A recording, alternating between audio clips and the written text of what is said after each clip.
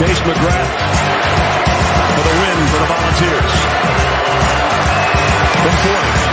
On the way, a knuckleball. He got it!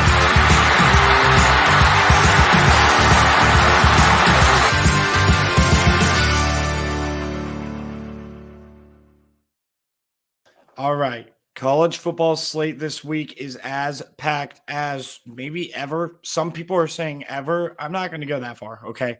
Not dramatic. I'm not overblowing it, but we'll tell you what I have been, I wouldn't say dramatic about is I got pages and pages and pages of notes about every single game involving an FBS team that was actually given a Vegas line, which is basically every single FBS versus FBS game. Some even FCS versus FBS, but we're not going to talk about that. That's going to help out walk that line quite considerably, okay? So, of course, you can see it here. I got pages, like a lot of pages of notes, little jots on each game, and then what my research told me. Like the research I did on the games doesn't even indicate what I'm jotting down right here. Like I did a lot more research on the games than showed. I just took the keys of that game and I made it a format and I predicted the score of every single game this week. And it was a strenuous process, but a process to become more accurate nonetheless. And that's going to be my job. So my name is Colin Bashnagel, your host here. Bash's CFB show is on TikTok. So again, Bash's CFB show on TikTok. Go and check it out. Been posting a lot of videos. Going to start doing some game previews. And I'm going to start with talking about the lone game on Thursday night, Georgia State and Coastal Carolina. I also have Twitter right here at Bash CFB, Bash_CFB on Twitter or X. And then also Twitch. Guys, I'm going to be on Twitch, and I am on Twitch. I'm live streaming on Twitch. So anytime that I have a video, if you guys go over to Twitch and you comment in the Twitch comment section, you will have that there, right? And maybe I will start live streaming it on YouTube so that way I can interact with YouTube live comments. But I feel like I need a little bit more interaction. Twitch is at least a live stream format. It's a good way to test it out. If we can gain some subscribers and some likes and some comments, then maybe that's how we're going to be able to do that. So comment, like, and subscribe. And remember, the motto of this show from here on out, opinion plus discussion equals community. I have opinion. You have opinion. Let's have a discussion about it. Let's add those two things together and create a college football community. All right. We are going to get straight into the game previews on that note. Let's get straight into it. And I need to make myself a little bit bigger here. We're going to start with Rutgers. On the road at Michigan, two undefeated teams playing their second Big Ten game out of Rutgers, and then the first Big Ten game, of course, for the Michigan Wolverines, who came off of wins against East Carolina, UNLV, and Bowling Green. Definitely not a strenuous schedule so far for the Michigan Wolverines, but this Michigan team is a team that I don't think has even come close to hitting their stride. They have some injuries on defense. Their secondary is all banged up. But a big concern that I had in the preseason about Michigan was their depth. I know Will Johnson is a dude. I know that Rod Moore is a great safety. Makari Page is also a very good DB. And Mike Sainristil is a great nickel. What do they have after that? And that depth has been challenged here. Though Bowling Green did not play well, they didn't belong on the same field as Michigan on offense versus their defense. They had opportunities there to have big plays and big drives because of the lack of depth that Michigan has at DB. Gavin Wimsatt, not necessarily going to be the passer that exposes that. But when you're talking about this game, Rutgers can take over a game on the ground. And this is going to be unlike a ground attack that Michigan has seen this year. We saw UNLV's offense be able to put up passing yards and rushing yards against Vanderbilt, but Vanderbilt's a different monster than the Michigan Wolverines. So Rutgers one-dimensional on offense is for sure a problem, but Rutgers has a great defense, all things considered. They can force a whole lot of problems. They are definitely aggressive and in the backfield a ton and all of that. So turnover battle is definitely something that Rutgers is going to have to win. They're going to have to somehow use whatever Bowling Green used and then also try to benefit off of J.J. McCarthy making mistakes. Now, this is Harbaugh's first game back, so it is a game that's going to be basically for Jim Harbaugh, and that is an intangible there that I think is going to vault Michigan a little bit closer to covering.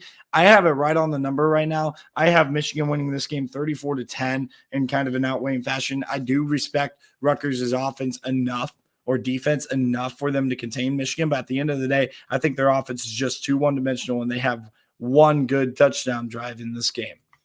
All right, Florida State in Clemson. This is one that was looked at as the game of the year in the ACC before Clemson lost to Duke.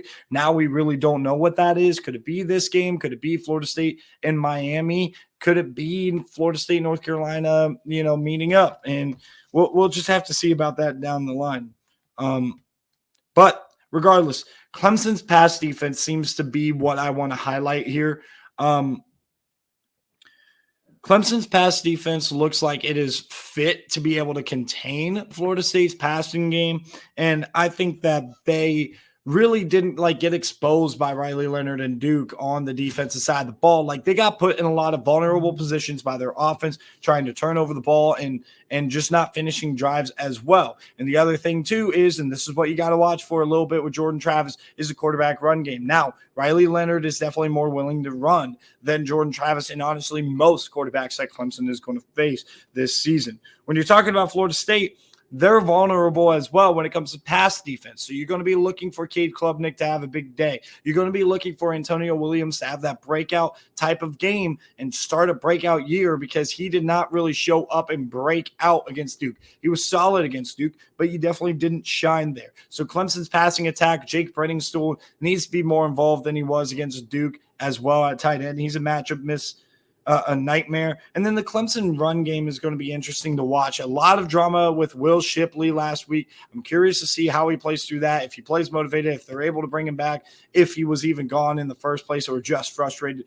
I'm not sure, but Will Shipley is one of the best players in America when it comes to the ball in his hands, especially in open space, but even between the tackles, Will Shipley is really good. This run game for Clemson can be dynamic, and they need to use Cade Klubnik, though he's not an amazing athlete. They need to use Cade Klubnik's legs a little bit more than they have. I think that all in all, Clemson finds their mojo. They've gained some confidence on offense. They're working through some growing pains. But I think that Florida State's defense, outside of Fentrell Cypress in the secondary, hasn't been good, and the front seven has been hit or miss. I'm not sure how much to take from that Boston College game. I think Florida State could potentially be the better team, but with this being in Death Valley and with Clemson trying to find their confidence and mojo the last couple of weeks, and I think they have, I'm going to take Clemson to upset Florida State at home 30-27. All right, next game on the slate is going to be Auburn in Texas A&M. This is an awesome, awesome football game right here. So you're talking about two teams between Auburn and Texas A&M that are kind of battling to stay in contention or be in contention for the SEC West, because, of course, neither have played a conference game. And they kind of come from two completely opposite out-of-conference schedules as far as similarities, as far as playing two bad opponents. But the big out-of-conference game was interesting to me to compare. Auburn played an experienced defensive team out west on the road, while out east on the road, Texas A&M played a super talented, but maybe younger in some spots, but at the same time, an offense that has the explosiveness and the ability with some of those guys that you have, and a secondary at Miami that's really good as well. Texas A&M, they played pretty tough against them on the offensive side of the ball, but the defense left a little bit to be desired. So the question is Auburn equipped to defend the Aggie pass game?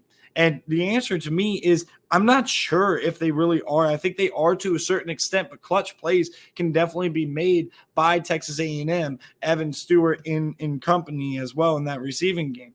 Auburn lacks the ability to expose the Texas A&M defense that got a little bit exposed in the Miami game, and A&M has a talent edge in this game as well. So if you break down all those factors that I talked about, where Auburn has an advantage in this game is the fact that they are playing a defense that looks pretty weak in week 2. We'll see if they actually come out and it is pretty weak in this game, but I think Auburn finds a way to score some points. I still think Texas A&M's offense will be able to have success and win. They might get stalled out in the red zone a couple of times, but give me Texas A&M 26-21 at home against Auburn.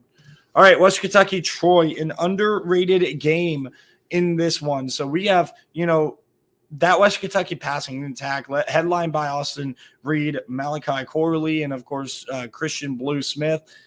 So you got a couple of guys there that could really play for West Kentucky. They're coming off that blowout loss to Ohio State, and Troy coming off of a disappointing defensive battle against James Madison, where you kind of felt like Troy should have been able to have an opportunity for a game-winning field goal. They kind of had some control of that game a lot of the time. I think they were up like 14-6, and then it was 14-9, and then James Madison scored the go-ahead touchdown. And then, it was a messy game, defensive battle. But Gunnar Watson showing limitations early in the season. You would hope that he would take the jump that he needed to, and that was concerning though. Now, Troy's gritty defense against Western Kentucky's air raid is definitely going to keep that score down for Western Kentucky and make them have to go down the field at a little bit slower of a pace. And when they did that, it seemed like Western Kentucky early on the season has been less able to sustain. And pardon me, by the way, I got these records backwards. So Western Kentucky's 2-1 and Troy is 1-2, just to make that clear.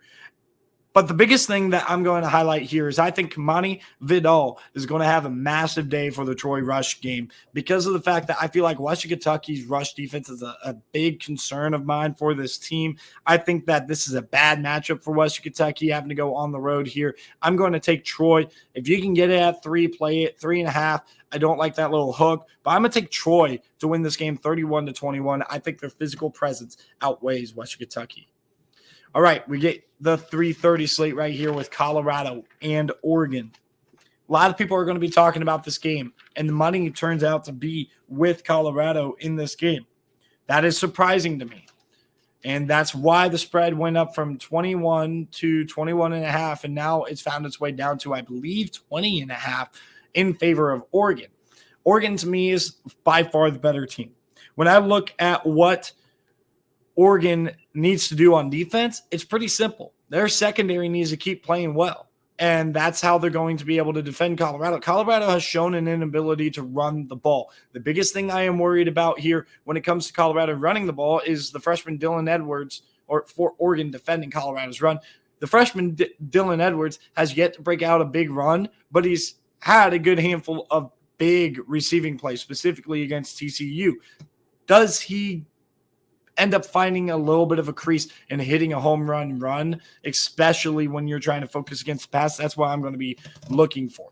But the combination of Noah Whittington and Bucky Irving is something that I want to talk about when it comes to this game, because Colorado's rush defense looked pretty pathetic against TCU, and it had a lot to do with Kendall Briles refusing to commit to the run on why TCU didn't have a little bit more success. So in this instance, I do think that Oregon is going to use a lot of offensive balance. They're going to use the run game to open up the pass, and you also got the threat of Bo Nix running the ball. This is the first big game we have really seen from Oregon. I know they played at Texas Tech, but that was a game that kind of took the back seat, and that was a big game to them. But at the end of the day, a weird road trip like that, I don't think they played nearly up to their capabilities. I think for them to blow out Colorado like they're matched up to do when they're playing their best football, they're going to have to be awake and treat this like a huge game and absolutely want to dominate prime time.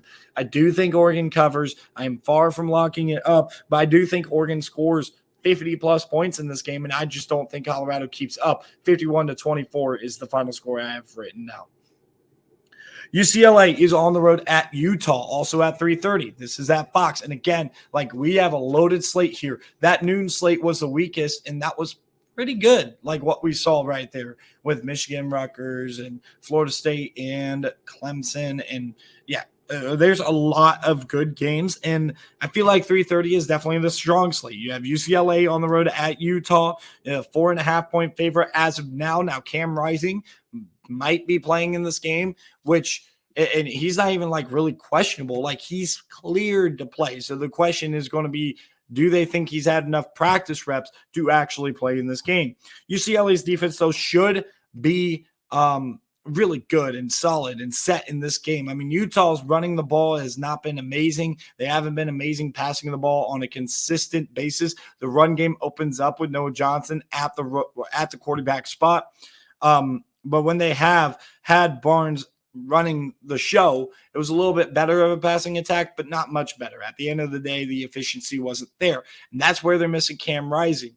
But they were also missing Brent Keithy for a lot of that that entire Florida game. They had Yasmin, who's a pretty good player as well. But I think UCLA's pass offense with Dante Moore may be able to make a statement. Now, Dante Moore is honestly, like, when you look at adjusted completion percentage against base defense, Dante Moore is in the top 5 in America. Now, they haven't really played much of competition. Their toughest team that they've played so far is a decent Coastal Carolina team, but like UCLA has something with Dante Moore, and Utah's secondary has always been my concern. This could be something that the UCLA offense uses to expose, especially in the short game. We'll see how that works out there.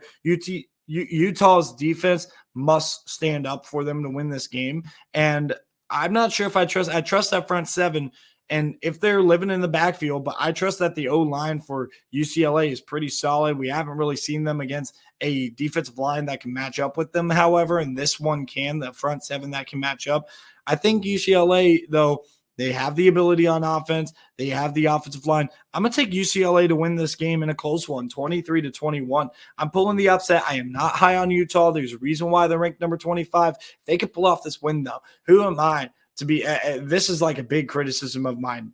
Like, you pull an upset and the team surprises you in Utah, or last week, like North Carolina, the team surprises you and does what they're supposed to do. I took Minnesota to cover, and I thought they were going to win the game, and neither happened. And I had a lot of credit to do with North Carolina for the lack of execution that Minnesota had. Utah now can gain a lot of my respect, and I can start leaning towards, hey, I might have been wrong about Utah. Like, they might be legit, but I just don't see it with Utah this year. I think that though they didn't lose a ton, they lost key pieces. And overall, I think UCLA is a pretty solid team here. I'm going to take UCLA on the road to match up well and beat Utah by 2. Ole Miss on the road at Alabama. What a game that isn't a great game. You know, I mean, this isn't getting the hype that it probably deserves. I think a lot of people are sleeping on what Alabama really could be. So first off, can we talk about the fact that we definitely know that something was going on with Jalen Milroe, whether it was a suspension or something exterior that we are not aware of. Something was going on with Jalen Milroe to where Alabama decided to go with the backups. I'm going to take a quick sip real quick.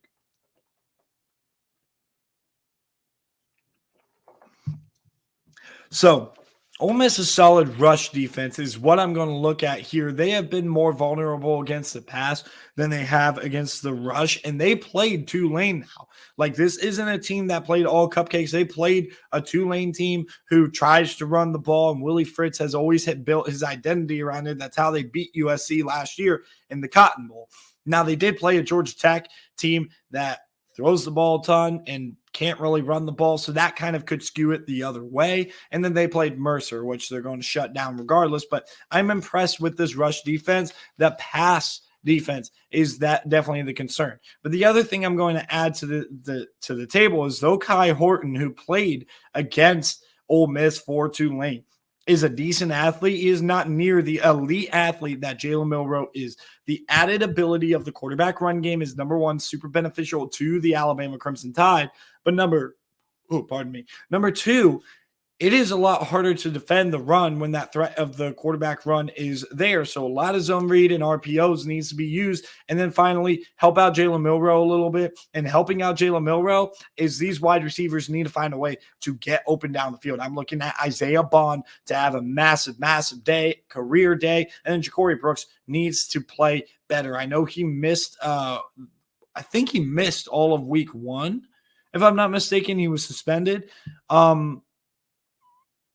I think that Ja'Cory Brooks and Isaiah Bond, those two need to have a big play. And also this notion that CJ Dupree was just a backup tight end at Maryland. No, he was the number one receiving threat to me as specifically late in the season. Like, he came on late in the season, and, you know, as an Ohio State fan, and we'll talk about Ohio State later, like, CJ Dupree was their best tight end by the end of the season, specifically as a receiving threat. It's like Colston Loveland at Michigan. Was he the team's best tight end early on in the season? Was he tight end number one? No, he wasn't. Luke Schoonmaker was. And it would have been Eric Hall number 2 or number 1 if he was healthy. But at the end of the day, Colston Loveland was definitely the scariest tight end target that Michigan had. Well, it was the same thing with Maryland at the end of the year with CJ Dupree. Dupree is a really solid player, and you also got something with Niblack there as well. So you got a couple of good tight ends. You got a couple of decent receivers that need to have a huge day, specifically Isaiah Bond. And Malik Benson also looks pretty solid as well for Alabama's receiver core. It is not the receiver core that we're used to, but we need to see the elite traits that these kids have because they have some elite traits. Their elite talent is definitely there. We need to see some of them flash for a couple of big touchdowns in this game. So I'm going to take Alabama to win this game 27-16. I think their defense is a lot better than a lot of people give them credit for. I think their defense can make them limp to the finish line and potentially get to the SEC championship off of the back of that defense, even if their offense has some struggles. I think Ole Miss's rush defense definitely helps because Alabama's efficiency throwing the ball is not there, but I think Alabama makes enough big plays on offense to be able to win this game. I'm taking Alabama, and I'm kind of leaning towards that under, by the way. Oh, I keep burping. Speaking of Maryland and CJ Dupree, we're going to talk about a Maryland team that's completely different than last year, and they're going to be going up against Michigan State here.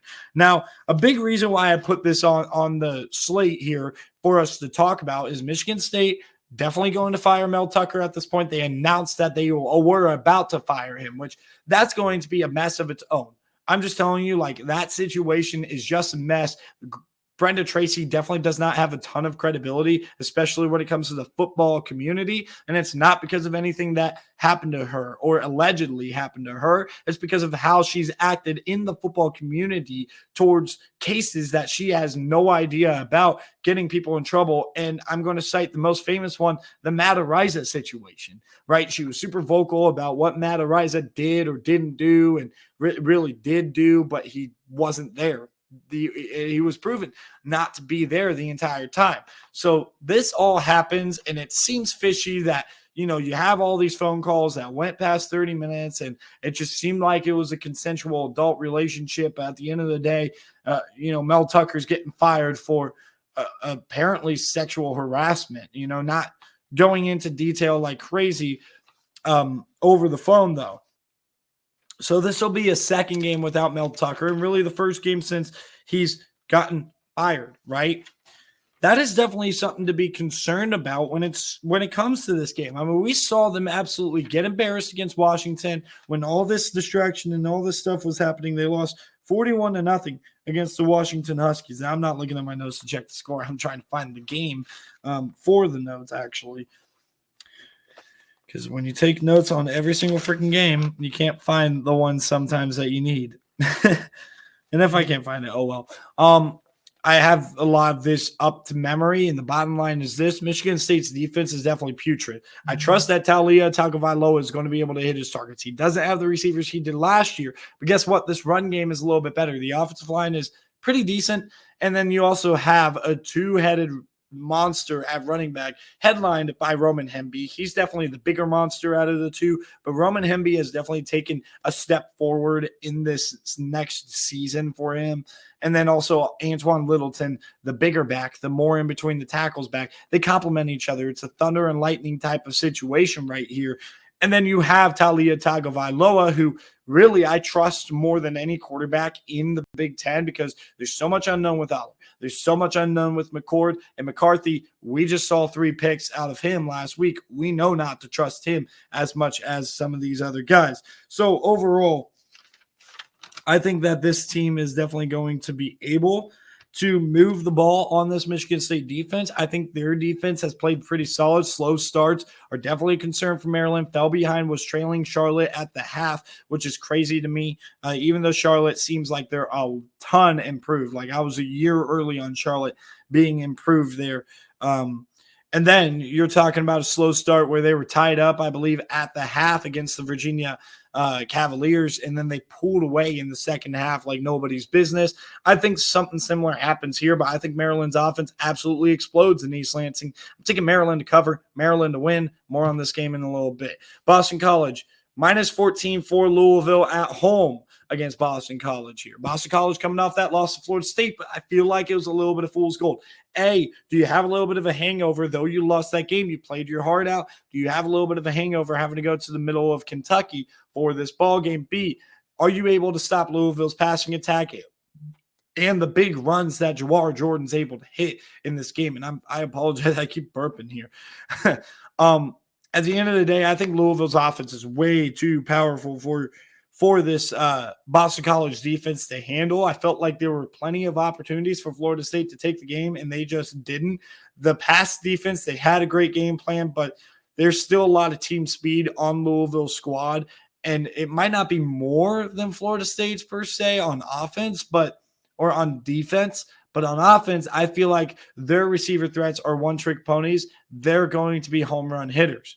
And that's not necessarily how Florida State works. Like Keon Coleman, who did not have a reception, by the way, is a do-it-all type of receiver. And Johnny Wilson is a clear possession guy. Winston Wright, he's supposed to be a clear slot guy, but he hasn't really looked great. Jaheim Bell is a bigger monster, kind of a tight end, but good after the catch. But that after the catch is not necessarily going to beat you with speed. So Louisville is completely different in how they're going to attack in the pass game than Florida State. And they also are the same way when it comes to the run game. Completely different. And you can count on Jamari Thrash and Jawhar Jordan to have a couple of big plays here. Plus, Isaac Guerrero has that physical capability to do it. I keep tripping up on my words here. Overall, I'm going to take Louisville to cover, but slightly. This is far from a lock. I'm going to take Louisville 42, Boston College 21. Thomas Castellanos looked really good against Florida State, by the way. Does he repeat that? I'm curious. A lot of times you could see guys, fall off a cliff, or you can see guys build off of that momentum. I'm hoping Castellanos builds off that momentum. All right, staying with the 3:30 slate, we have BYU on the road at Kansas. This is going to be a very interesting game. So you're going to start by talking about a BYU team that, and this line, by the way, I think has dropped to 8. So here is what I'm going to tell you, guys. That's an immediate red flag to me. I want to fade the public. I want to fade where the line is moving. So the line is moving towards BYU. I like Kansas now a little bit more just because of that.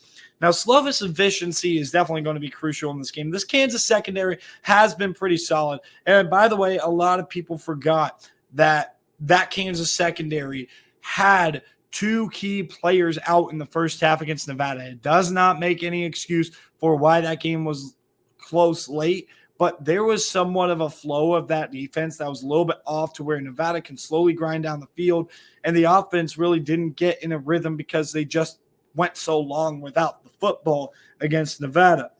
So Slovis's efficiency is crucial to keep that offense off the field and to be able to utilize his weapons that have not necessarily been proven yet, but I'm going to be very curious to watch BYU in this game because they lit up Arkansas, and I think Kansas is a better defense than Arkansas and certainly a better secondary with experience out of guys like Kobe Bryant.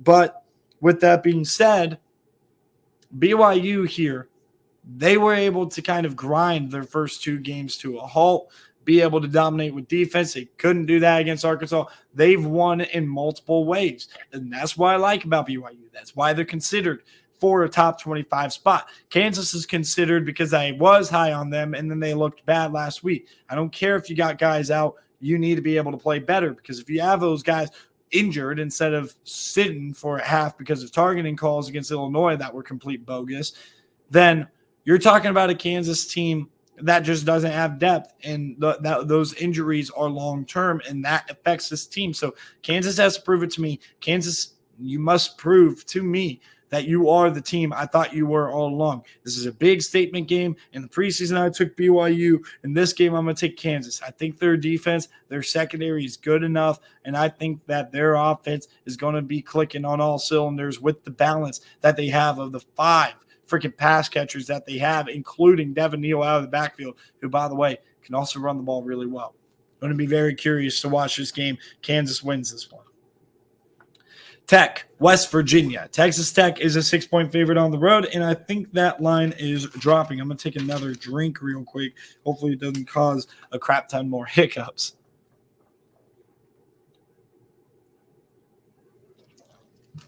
I should have probably grabbed water instead of Dr. Pepper Zero, but that's okay. All right. So, and by the way, I only drink zeros for anybody wondering. And I guess this is more in a podcast format than it had been, but I digress. Texas Tech on the road at West Virginia is going to be interesting. Now, I'm curious to see how West Virginia does off of the high, but we don't want to disrespect what Texas Tech has on defense, and they're going to have the big playability through the pass game that Pitt didn't really have. And I'm going to try to go quicker with some of these, especially the smaller games like this. Texas Tech, definitely a team that I think is also a lot better than their 1-2 record would indicate. I think that they're going to go on maybe a little bit of a run in Big 12 play. I think Texas Tech's a better team, and I think this is a must win. You started out your season poor. You are 1-2 overall. Like Joey McGuire's got his team thinking that, hey, we have no other choice. We have to go to Morgantown and get a tough victory. And I think that's what they're going to do. Texas Tech wins this one. Oregon State, Washington State. This one's massive here. This is definitely a game that I am going to talk about a little later. I had to get that out, which is why I said it would have been better for me to drink some water. Anyway, this is a game that's going to be absolutely massive. It's going to be 7 o'clock, another primetime game. Definitely, I'm going to say it's probably for that fourth team that's in the ring, puts their hat, maybe fifth if you want to include Utah. Fourth or fifth team that's going to put their hat in the ring of that Pac-12 race. It is in Pullman, but with that being such a short trip from Corvallis, like not super far away, that home field advantage is definitely not as much to talk about as it was when they played against the Wisconsin Badgers just a couple of weeks ago. Now, when you're talking about this game, I really like the fact that Washington State and Oregon State both have really good defenses, specifically rush defenses. And guess what? That is not what Washington State's even going to come out and do. Like Washington State's going to come out with the intent to throw the ball. They're going to throw the ball a ton with Cam Ward. And at the end of the day, that's what it's going to be all about. Now, when you talk about, I'm putting this down, by the way, because I should have these notes memorized, and I can't find any of these games. Now, when you're talking about this Oregon State team, this is all going to come down to, I think they're going to have some success running the ball, but not a ton. Like, this is a really good Washington State team, and Washington State defense super experienced as well, and that was displayed against Wisconsin. When you're talking about Oregon State, the key to victory here, especially going on the road, is using the experience that you have with DJU and having DJ Uiagalelei really make big plays. You don't need to ask him to do a ton, especially if your defense is holding their own. You just need to ask him to make big plays in big moments and not make the big mistakes. And I think that's what I'm going to trust DJU to do. I'm going to take Oregon State to win this game. And I think that there's a little bit more to talk about later. App State on the road at Wyoming. Real quick, just going to highlight this. Andrew Peasley is supposed to be back. This is a higher elevation than what you're talking about with App State by about double. So even App State might be a little bit affected by the elevation, but not just that. It's a far trip. Wyoming's a tough place to play. I do think both offenses can score, though, and I think App State could potentially score with Wyoming. I think we're in for a fantastic game. Tyler over at Loudmouth Sports, he had been talking to me about, hey, we like Appalachian State to lose for sure and Wyoming to lock up -2.5.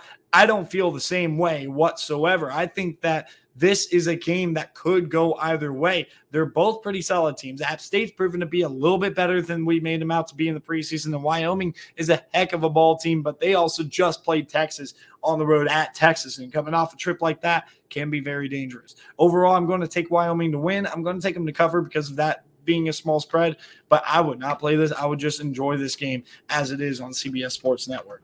All right, 7:30, Texas, number 3 in the country at Baylor. This is, again, another situation where Texas doesn't need a Texas. I did not lock this game up. I do feel like Texas should win, should cover, but the problem with Texas is, they get the big win, and this isn't the first time we've seen a big win. How many times We've seen them beat Oklahoma in 2018. We saw them beat Georgia at that Sugar Bowl, and they couldn't get it done. We've seen them like go to toe-to-toe with LSU when they won the national championship. Have that probably be the toughest game, including Alabama, that LSU went through, where it took a 3rd and 19 conversion, ended up being a touchdown for LSU to get that dub in Austin. Like, we've seen Texas play big-time games in big-time moments and play well, and yet we've still seen them fall off a cliff after that moment, especially with it being so early in the season. And we specifically saw it in 2018. Like, they collapsed at the end of the day when it came down to it, like collapsing against West Virginia, most notably and most memorable.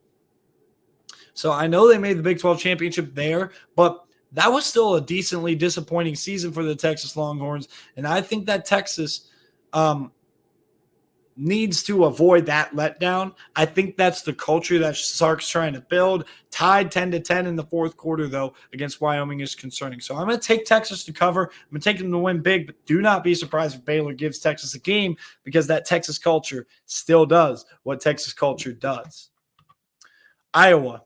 Penn State, number 17, Iowa. In my rankings, number 7, Penn State. I think this is going to be a lot tougher now. The spread is up to 15. I think this is going to be a lot tougher than a lot of people give credit for. The Iowa Hawkeyes are a rather good team, and they play great defense. And I think that Cade McNamara, having a bad game last game, he's going to be able to wake up and be a little bit better. It does concern me that they are missing.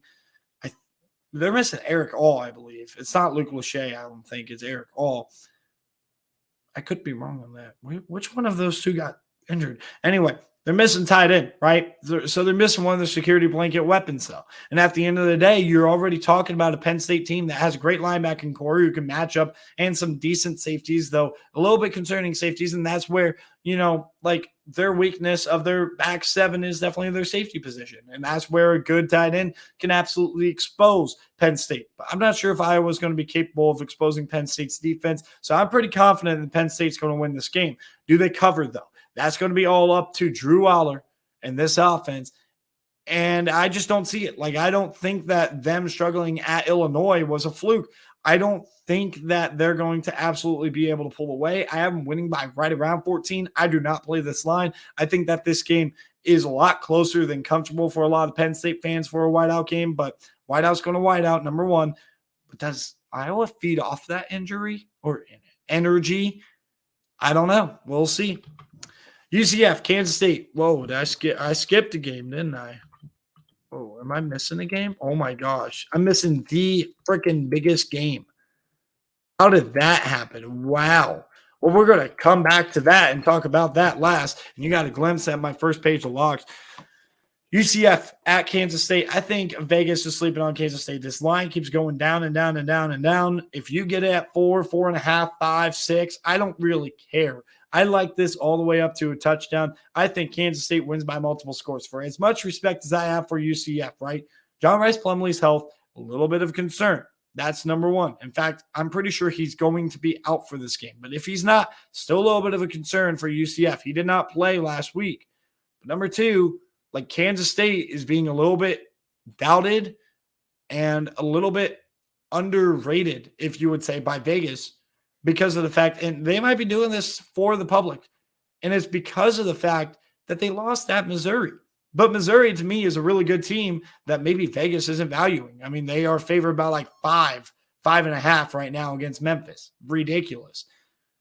Kansas State wins this game, covers. We'll talk about this more. USC on the road at Arizona State. This is not going to be a challenge whatsoever. I'm just going to be looking at how many points USC can score. Honestly, don't really know why I put this in here. Cal at Washington. This is one to talk about because, guys, if you're looking for that upset to shake up the top 10, you're talking about a lot of top 10 matchups against pretty solid teams like Florida State, Clemson, like Ohio State, Notre Dame, and we'll just talk about that. I promise you that. I think that Cal, with this being a road game, it's a lot less concerning for me. But I think that Cal, especially because the early forecast, according to Tuesday, says that it might just rain in Washington. Cal's got a defense that's really experienced. They're maybe expecting Jaden Knott to be back. And him paired with Afonso is a wonderful, wonderful attack. And Washington has not played a great rush offense yet. I mean, they played Nathan Carter. So they haven't played bad rush offenses with Boise State and Nathan Carter in Michigan State. But with that being said, like, Cal is going to be able to run the ball. They're going to commit to the run, and Washington is allowing the 59th best yards per carry. This is one to watch out for now. This is one to watch out for. All right, I'm going to break out of the slide real quick to just talk about the Ohio State Notre Dame game. We are going to fix this real quick.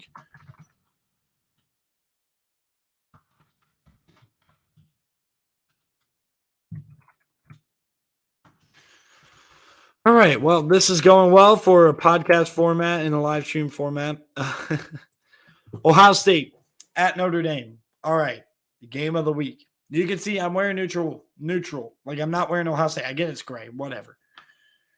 Here's the bottom line with this game. Let's break it down. Notre Dame has the better quarterback in this game. And they have two bona fide NFL corners, and we're still waiting on Ohio State to kind of prove that they have that. And really, is it going to be like a guy who can go in the first round like Benjamin Morrison and then Cam Hartz, who's going to be a second-day draft pick or at least that quality? And then you're also talking about a linebacking core. You know, you could talk about Jack Kaiser. You could talk about what they have there with their starting three linebackers. Their pass rush is a bit of a concern. They had to go to Ohio State to pick up Javonte Jean-Baptiste, who, by the way, is a really good pass rusher. I'm not going to take a shot at him. But that was, basically a fourth or fifth option at the edge for Ohio State to be able to rush the passer. That's a little bit of a concern. Now, Ohio State's tackle positions are definitely a concern. Josh Simmons looked bad early. He's looking better. He's definitely twitched up. He's a raw talent. And then you have on the other side Josh Fryer, who's actually playing pretty well. And then it all comes down to this. How does Carson Hinsman, the center, not the quarterback, the center for Ohio State, handle the road environment? Because a lot of what I saw was misblocking assignments against Indiana for why Indiana had Andre Carter and also, what's that dude's name? Why am I drawing a blank on this name?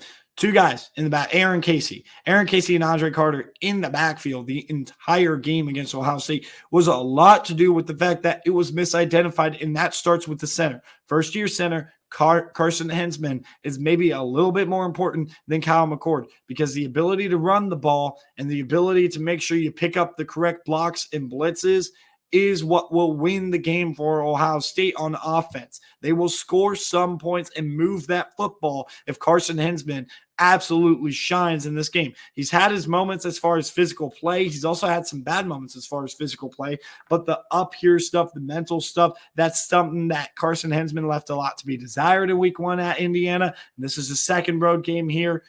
That's going to be something to watch for the first-time starting center. Now, the first-time starting quarterback, definitely a concern, but the biggest thing about Kyle McCord is the only mistake that he's made that's been terrible is that interception on a 4th down, right? Which is something you'd like to see. And he threw an interception for a touchdown, but now he's got 6, I believe, touchdown passes. He is not one of the best quarterbacks in America. He is not elite. He is not C.J. Stroud. He is not Justin Fields. He is not Dwayne Haskins. He's not even J.T. Barrett as far as an elite leader and competitor goes, and he certainly doesn't have the athleticism that J.T. had. But with that being said, he doesn't need to be, right? He's good enough, and he distributes that ball very well. So what needs to end up happening is, A, I'm looking for Brian Hartline to rotate. B, Marvin Harrison Jr. and Emeka Egbuka need to play well like they had the last 2 games and not that first game. And C, I'm going to be looking at running backs out of the backfield as a potential mismatch. Watch out for Travion Henderson coming out of that backfield specifically. Chip Trayanum being able to be a threat in the run game and the pass game. I'm going to be watching for that. I think that'll be very interesting. At the end of the day, Ohio State's concerns, and this is what it boils down to for me. Ohio State's concerns are, I'm going to break this down first real quick because before we get ahead of ourselves, Notre Dame needs this game much more than Ohio State. A, they don't have as many top 10 opportunities as Ohio State. They are missing the one big one specifically. They play 2 home games against top 10 teams. Ohio State plays a road game at Michigan as well as a home game against Penn State, and they have this one. Ohio State can go 2 for 3 in those matchups, specifically if this is the one that Ohio State loses, to get to the Big Ten championship, and they're going to the playoff regardless. Notre Dame, I feel, has more of a difficult path to make the playoff because they have less margin for error. If they lose this game, you don't get that tiebreaker over in Ohio State, and you also don't have a chance to control your own destiny. You could go 11-1, and if you get an 11-1 champ out of the Pac-12, 11-1 champ out of the Big 12, the Big 10, 11-1 champ out of the SEC, 11-1 champ out of the ACC, and or an 11. So 4 of these 5, 11-1 Texas out of the Big 12. I specifically say Texas because of name brands, but who else would it be? Let's face it, Oklahoma maybe, right? If you have that, Notre Dame's going to be left out, especially if their losses to Ohio State and that Pac-12 school is not USC, which is definitely possible. So Notre Dame needs this game a lot more than Ohio State. Ohio State, it is not as big of a game for them, but they want to prove something, I feel like, because the nation is doubting them, and they will be very doubted if they lose this game. Plenty of time to make up for it, but they definitely will not be feeling good about themselves going into the bye week if they lose this game. Overall, Notre Dame's weaknesses are skill issues. You have lack of skill at wide receiver. Tobias Merriweather is not very good. He's done well against inferior competition, but he did not look good against Navy, right? Which was where the national spotlight was. Jaden Greathouse, you might have something with a great slot receiver, but he's not good enough to take over a game. Deion Colsey has not stood out the way I thought he would. Guys, also, like, their running backs, though they're decent, they don't have the explosive nature that you're looking for to absolutely break a game away, especially against a team like Ohio State, who is very experienced in the front 6 or 7. You expect to see a lot of Sonny Styles in this game. You can expect to see a lot of that experience weighing on Notre Dame. Ohio State's issues are all developmental or mental problems that they have, right? I talked about Carson Hinsman. I talked about missed assignments on the offensive line. I talked about Kyle McCord and being able to deal with being on the road. Ohio State's concerns are less concerning to me than Notre Dame's, especially after what I saw from Ohio State this past week.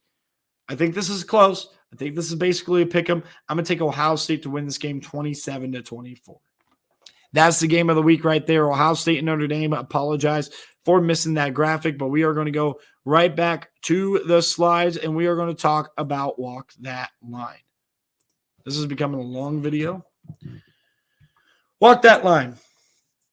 Kentucky, Maryland, Nebraska. That's why I'm locking up 3 favorites right there. First off, let's talk about Kentucky. They're going on the road at Vanderbilt. Vanderbilt looks horrible right now. They look horrible in the early season. Their defense looks terrible. And I think Kentucky has a pretty solid defense here. I think Devin Leary lights them up. I think Kentucky wins by more than 2 touchdowns.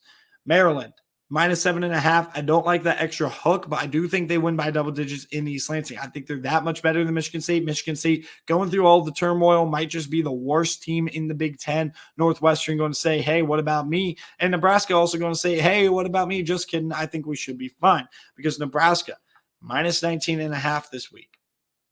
Again, not enough points for Nebraska taking on an inferior opponent. I mean, that's the bottom line for the Huskers. And I have the notes right here, right? So basically, as you guys can see, I have a page full with the locks and stuff, and I was able to trim it down. And Louisiana Tech, by the way, is a really bad team.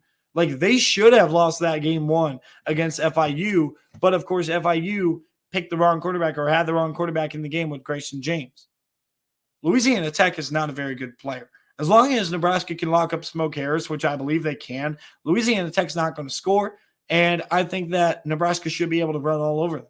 Nebraska should be able to win by 3 or more touchdowns. Miami, -23. What is with me taking these favorites here? But -23.5 at Temple. If it was later in Philadelphia, I'd be more concerned when it's colder.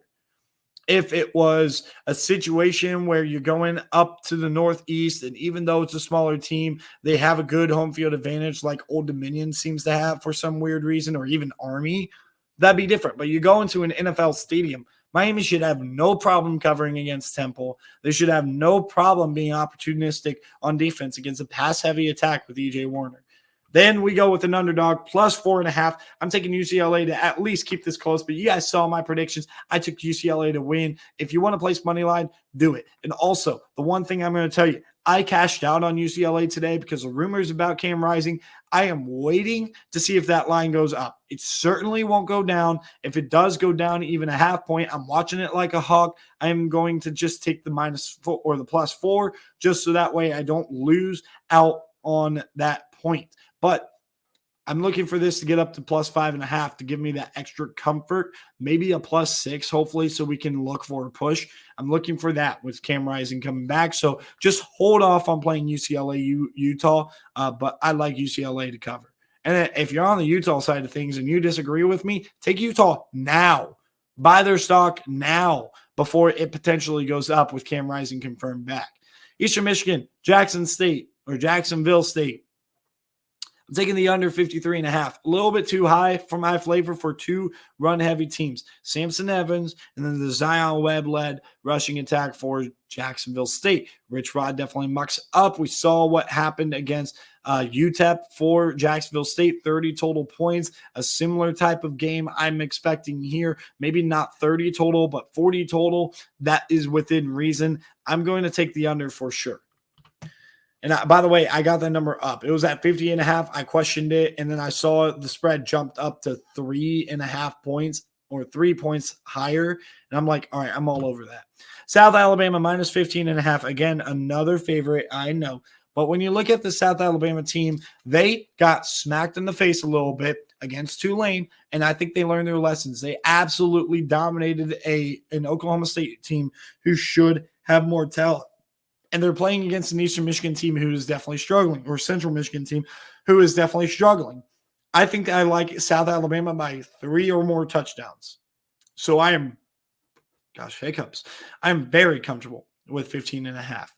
Georgia Tech, Wake Forest, over 59.5. Watch out.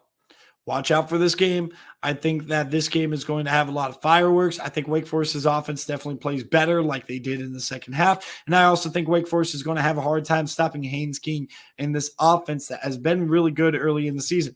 Watch out for this game to be a 45-42 type of game. It is going to be high scoring, in my opinion. This one also won't be high scoring. A lot of running the ball on Oregon State's side. The only thing that could extend it is Washington State being a pass-heavy team. But even with that being the case, like you saw low-scoring games with Washington State. They have an experienced defense, and Oregon State will take some of that clock down, and that might change the game plan for Washington State to try to value possession, whether that's a lot of short game or a little bit more run game than they're used to. I like the under in the Palouse.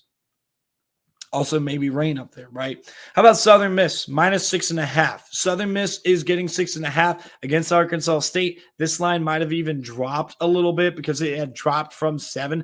I love Southern Miss in this spot. I think this is a desperate team looking for a dub. They have not played well early in the season. They got pretty much embarrassed offensively against Tulane, pretty much embarrassed offense all around against Florida State. And I think Southern Miss, a better team than Arkansas State that is undervalued by Vegas here. I think they control this game.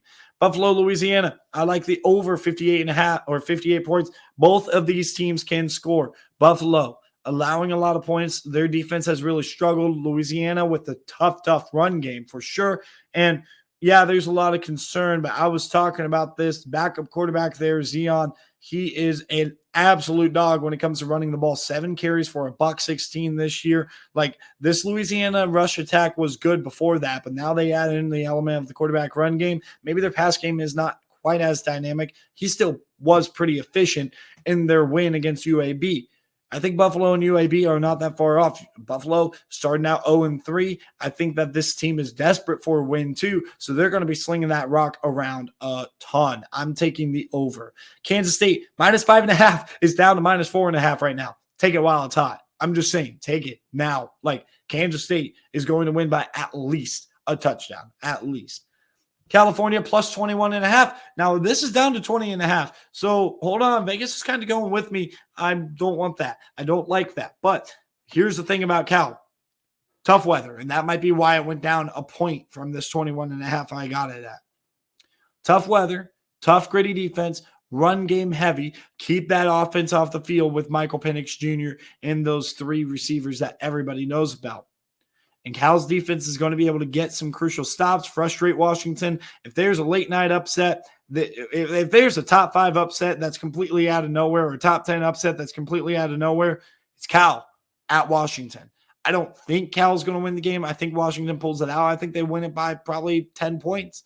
But I am very comfortable with Cal cover.